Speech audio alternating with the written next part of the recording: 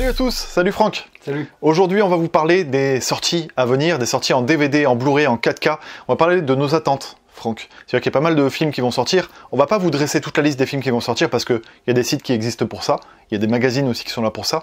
Mais on va vous parler de ceux qui, selon nous, méritent d'être mis un peu plus en avant. T'es d'accord sur le principe? Je suis d'accord sur le principe. C'est bien ça qu'on devait faire. Ouais. Ok. Non, parce qu'en fait, le problème quand Franck il vient chez moi, c'est qu'on parle, et là ça fait genre 1h30 que t'es là, on n'a pas commencé l'émission. Voilà. Je voudrais commencer cette émission par faire une petite parenthèse, parce qu'il y a ESC qui lance un Kiss Kiss Bank Bank, que je vous invite à aller mater, à aller checker. Franck, tu sais ce que c'est un Kiss Kiss Bank Bank? Oui. Parce que c'est toi-même qui m'as expliqué ce que c'était. Un financement participatif. Un financement participatif. Voilà. Tu sais pourquoi ils le font? Et là, ils le font pour le 40e anniversaire de Halloween. Ouais. Donc, ils éditent un 4K et ils éditent un coffret double Blu-ray. Digibook. Un Digibook, voilà, de 32 pages. Et là, ils viennent de franchir un palier où, alors là, tous les noms des contributeurs seront dans le... Alors, soit sur le Blu-ray, soit dans le...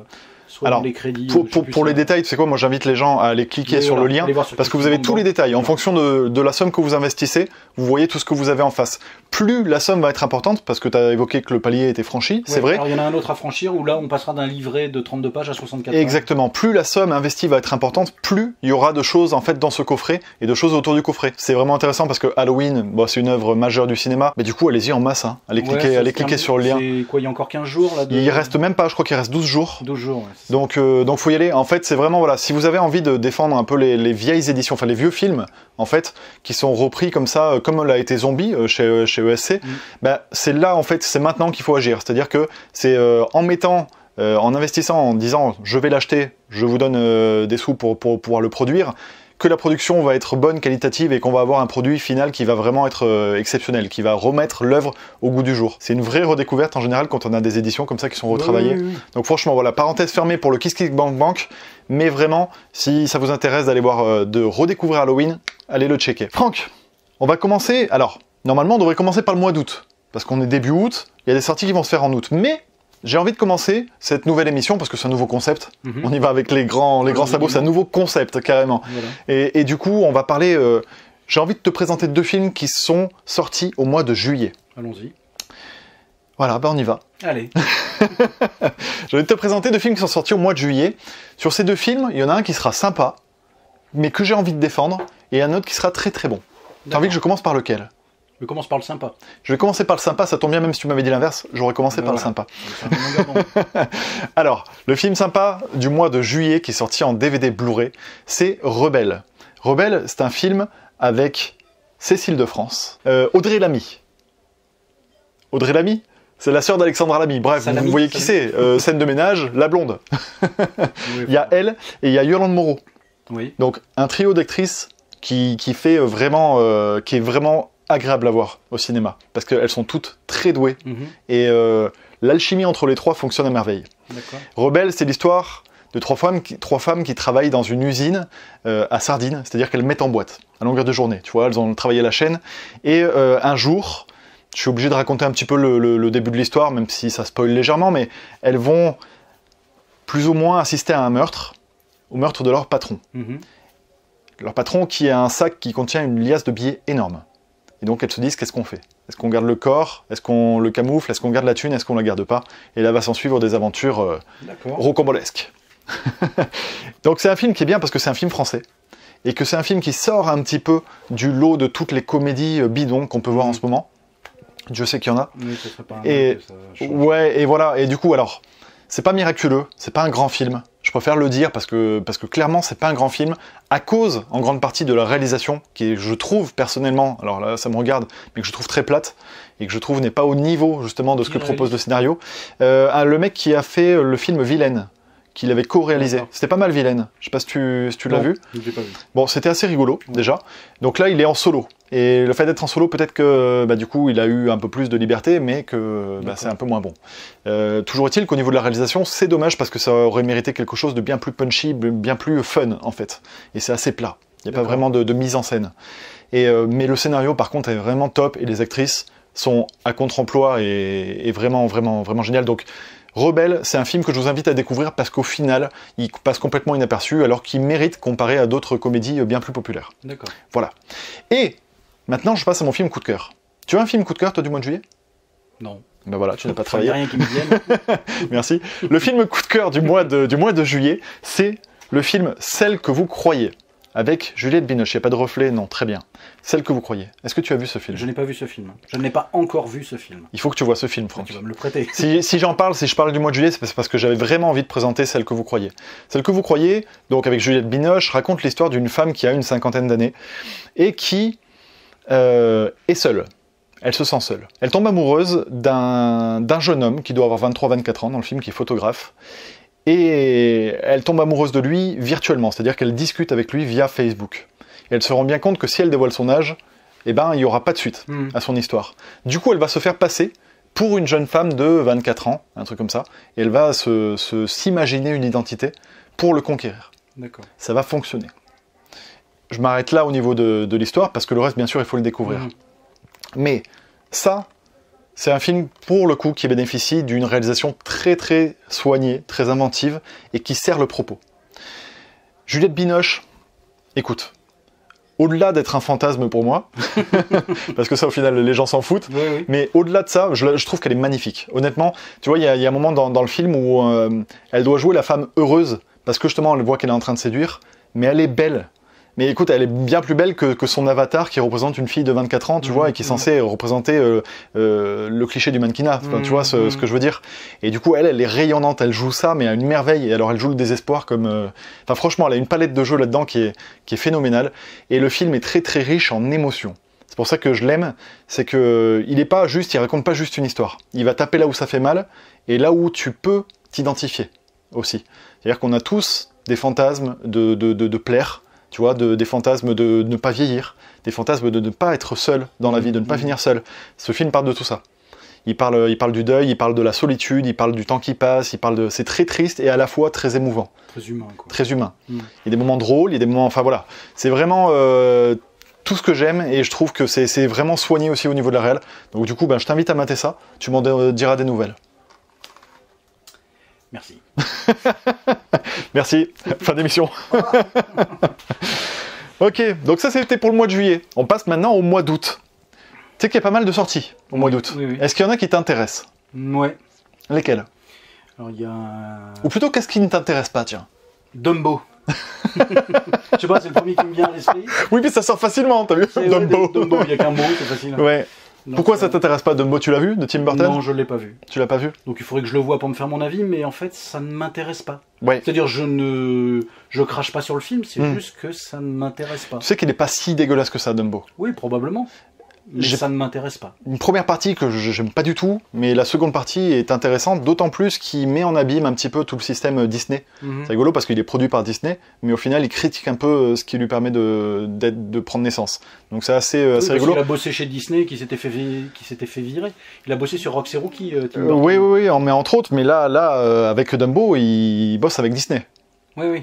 Donc tu te dis, il va aller dans leur sens. Il a bossé avec Disney sur Alice au Pays des Merveilles. Oui, aussi. Mais j'avais pas plus accroché que ça. Là, tu vois, la deuxième partie, je trouve, du long métrage, tu retrouves vraiment le Tim Burton que tu as connu auparavant. Mais c'est entaché par une première partie qui est vraiment très, très, très cousue de fil blanc, j'ai envie de dire, et puis désagréable à regarder. Enfin, moi, j'ai vraiment pas pris de plaisir, mais aucun. Mais voilà, c'est pas catastrophique. Donc, il y a Dumbo qui sort en Blu-ray. Voilà, pour les mordus de Tim Burton, qui l'aiment toujours, pourquoi pas. Il y a Avengers, Endgame, qui sort en Blu-ray. Est-ce que ce serait pas l'occasion de le remater et de changer un peu, de retourner notre veste? T'as pas 3 heures à perdre? Non, j'ai pas 3 heures à perdre, clairement pas. Franck, je te présente mon coup de cœur du mois d'août. Il y a After chapitre 1 qui va sortir.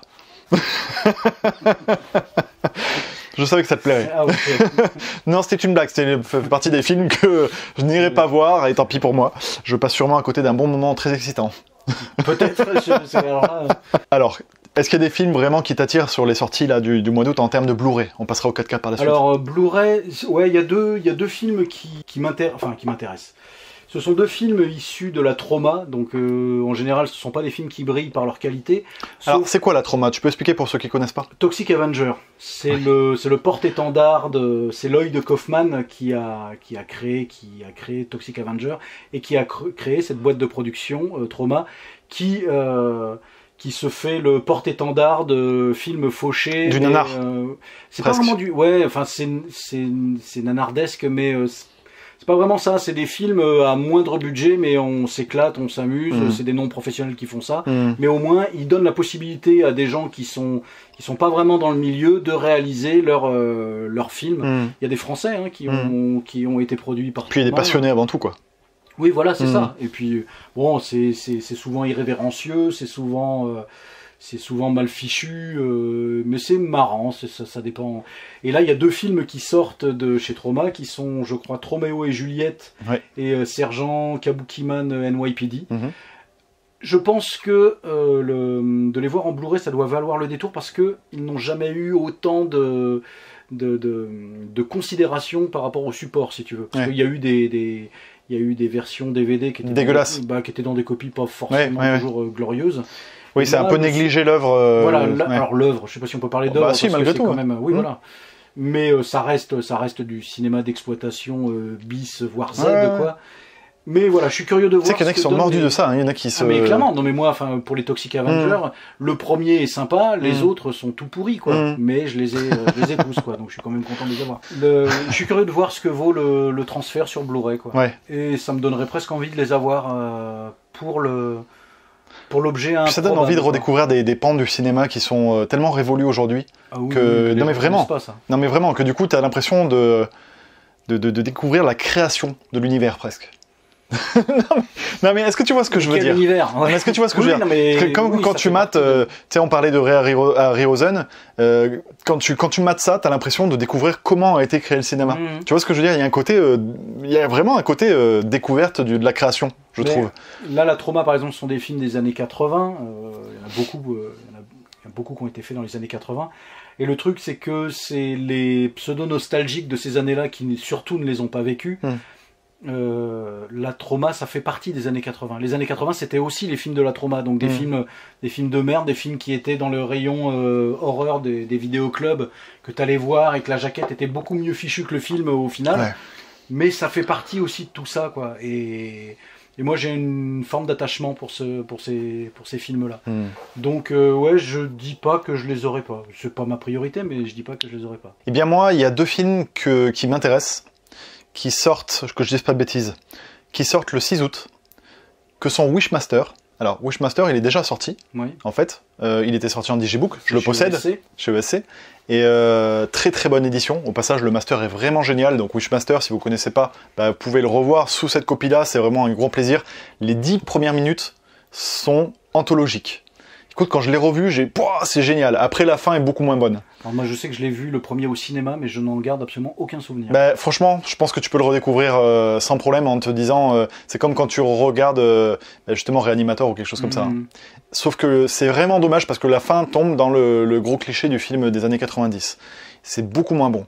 Mais il y a un concept de base et surtout, ils t'en mettent plein la gueule dans les 10 premières minutes. Et rien que pour ça, c'est assez jouissif parce que blindé d'effets spéciaux...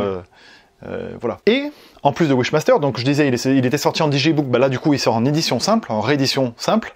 Il y a le film Terreur sur la ligne, qui date je crois de 1979, si je dis pas de conneries, qui ressort en Blu-ray, et c'est sa première édition Blu-ray, et c'est un film, moi, que je suis très curieux de voir. J'ai vu son remake, que déjà j'avais trouvé très intéressant. Alors moi j'ai pas vu le remake, j'ai vu celui-là. Voilà. Enfin alors, je suis pas capable de dire si je l'ai vu en entier.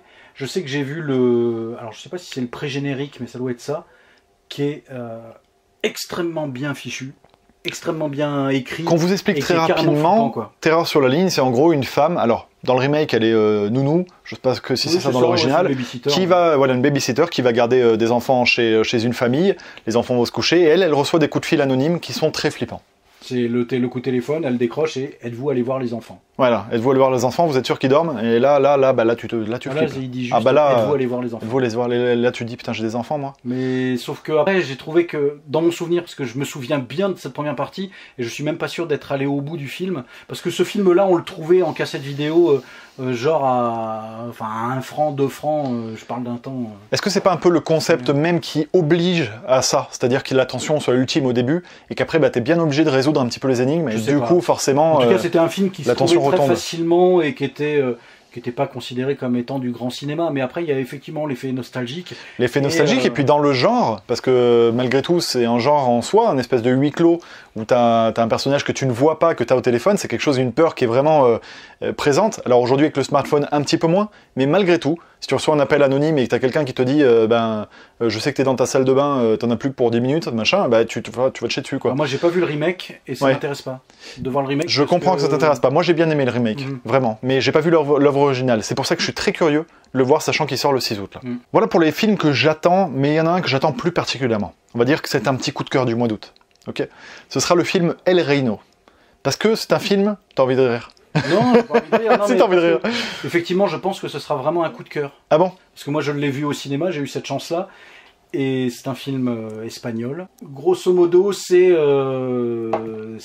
les mecs dans des partis politiques, ils font des trucs qui sont pas toujours très légaux pour accéder au poste, très moral. Voilà, très moraux pour accéder au poste auquel ils sont. Et il y en a un contre qui ça se retourne. Et il décide de dire qu'il n'était pas tout seul et d'embarquer le maximum de monde avec lui dans cette affaire-là, quoi. Ouais, donc tu vois, si parmi toutes les sorties qu'il y a, j'ai envie de dire c'est le film qui m'intéresse le plus. Parce que justement, à sa sortie, il a fait pas mal de bruit, mais via le cercle fermé des cinéphiles qui découvraient ça. Parce que, attention, vu la distribution qu'il a eue, c'est normal que peu de gens en aient parlé. Parce que franchement, même à Montpellier, tu vois, il est sorti au Diagonal, et c'est tout. Le Diagonal, c'est un film d'arrêt d'essai. Cinéma d'arrêt d'essai. Un cinéma d'arrêt d'essai, pardon. Et du coup, je suis sûr même qu'il y a des villes où il n'est pas du tout sorti. Donc tu vois, c'est pour ça que j'ai vraiment envie de mettre celui-là en avant, El Reino, parce que c'est un film qui est bon, mais que les gens n'ont pas vu et dont n'ont peut-être pas entendu parler, et au final, si on n'en parle pas, même la sortie DVD Blu-ray va peut-être passer inaperçue. Non, puis il est très intéressant dans sa mise en scène aussi. Donc, non, c'est film... Pourtant, moi, alors l'univers politique, c'est pas vraiment ma tasse de thé. Moi non plus, à la base. Mais là, le film, il est jamais chiant, il est captivant, il est très bien interprété, il est très bien réalisé. Ouais, c'est vraiment un bon film. C'est vraiment un très bon film. T'es sûr que tu préfères pas After? Mais After, je l'ai pas vu. After, je vais te l'acheter. Non, je le veux pas. C'est bien simple, je vais te l'offrir. Tu m'as offert Twilight, déjà, j'ai toujours pas regardé. Donc, Franck, j'en ai rien à foutre. Non, mais je veux pas. C'est ça, les amis, ça offre de... Non, ça offre pas des merdes qui encombrent et j'ai plus de place dans mon étagère. Il y a des films qui sortent en 4K. Oui. Et ça, c'est intéressant. Oui. Parce que souvent, c'est là qu'on craque. C'est pour le 4K. Et puis c'est là que c'est pas le moins cher en plus. Oh oui, c'est là que ton compte en banque craque. Voilà. Il y a des films qui sortent en 4K, donc je vous laisse aller voir bien sûr la liste de tous les films qui sortent. Mais il y a un film, et là je vais vous vendre, forcément je vais vous spoiler, mais Franck et moi on a le même. On s'est pas concerté, mais quand on s'est dit, tiens, toi ce serait quoi? Fatalement on a le même. Parce qu'il y a que celui-là. Quand est-ce qu'il sort? Parce que le 28 août sort... Apocalypse Now. Apocalypse Now. Une édition qui s'annonce magnifique. Et pour un film qui l'est tout autant. Donc pour le coup, vraiment là, voilà, on évoquait ça avec Franck avant même d'enregistrer l'émission, le fait qu'on aimait en ce moment redécouvrir le cinéma d'il y a un temps. C'est-à-dire que si on achète des 4K, c'est essentiellement pour des œuvres qui nous ont marqués par le passé. Parce que du coup, on redécouvre, c'est une relecture. C'est vraiment ce que je disais tout à l'heure, c'est là, c'est tellement retravaillé, on a l'impression d'avoir une copie tellement propre. Il n'y a pas de petits fourmillements, il n'y a pas d'image instable, il y a des contrastes très prononcés. Et du coup, vraiment, on revit le film comme si on le voyait un peu pour la première fois. Ça réactualise beaucoup de films. C'est ça. Et du coup, on est sûr de voir une œuvre qui va nous plaire, parce qu'on sait que le film a été culte et qui nous a impacté. Mais en plus, on a ce nouveau plaisir presque de premier visionnage, j'ai envie de dire. Donc c'est pour ça que les 4K qu'on choisit en ce moment, Franck et moi, c'est vrai que c'est beaucoup plus ciblé sur des œuvres qui sont sorties dans les années 70, 80. Oui, mais c'est ça, voilà. Du coup, le coffret qui contiendra un UHD, c'est-à-dire un 4K, même si c'est pas vraiment du 4K, c'est pour ça qu'on est obligé de dire un UHD, et 3 Blu-ray. Rien que ça, 3 Blu-ray. Donc je pense qu'il y a le film, les bonus, et le troisième, je sais pas ce qu'ils vont mettre dessus. Je sais pas. Un paquet de documentaires. Faut voir par rapport à l'édition précédente, parce que moi j'ai une édition Blu-ray où il y a... Je crois qu'il y en a 3 dedans, où il doit y avoir 2 Blu-ray et un DVD. Donc ça, qui déjà était bonne en plus. Ah oui, elle était donc, très bonne. Donc, qu'est-ce qu'ils vont... Enfin, je suis très curieux de moi, redécouvrir. Je suis curieux pour le 4K, parce que à la rigueur, je bazarde pas le Blu-ray que j'ai déjà, quoi. Donc alors, ça, c'est les sorties, c'est nos attentes, c'est vraiment ce qu'on vous encourage à acheter, mais on va dire qu'on a envie de mettre en avant, c'est plus ça. Nous, on va déjà s'encourager à acheter. On va s'encourager à acheter, et c'est là où j'allais y en venir, Franck. C'est que c'est pas forcément les achats qu'on va faire. Parce que il y a ce qui nous intéresse, et il y a ce que concrètement on va acheter, parce que il y a d'autres sorties, il y a des sorties plus anciennes, il y a des sorties... tout ça se mélange. Il y a des promos qui passent. Il y a des promos qui passent par là, il y a le budget qui passe par là. Oui, et du coup, le choix est pas forcément identique. C'est pour ça que malgré tout, ça va être intéressant de nous retrouver sous une petite quinzaine de jours, je pense, pour le numéro 2 de l'affrontement. On va s'affronter, et cette fois, ça va faire très mal. Hein. Cette fois, prépare-toi un peu physiquement. Ouais, mais je suis prêt. Donc, en gros, tout ça pour teaser la prochaine émission. Parce que ça va être, mais alors, ça va être une pépite. Vivement. C'est bien simple. En ce moment, avec Franck, vous avez remarqué, on fait beaucoup de vidéos collection, et en ce moment, sur ma chaîne, il y a beaucoup ça. Parce qu'en fait, je vais pas trop en dire, mais on est en train de préparer quelque chose. Voilà. Sachez que je vais faire une vidéo très bientôt sur la chaîne pour vous dire quoi, mais en tout cas, on est en train de préparer quelque chose. C'est pour ça qu'en ce moment, il y a ce format de vidéo qui est un petit peu plus facile à faire et qui en plus vous plaît, ça tombe bien.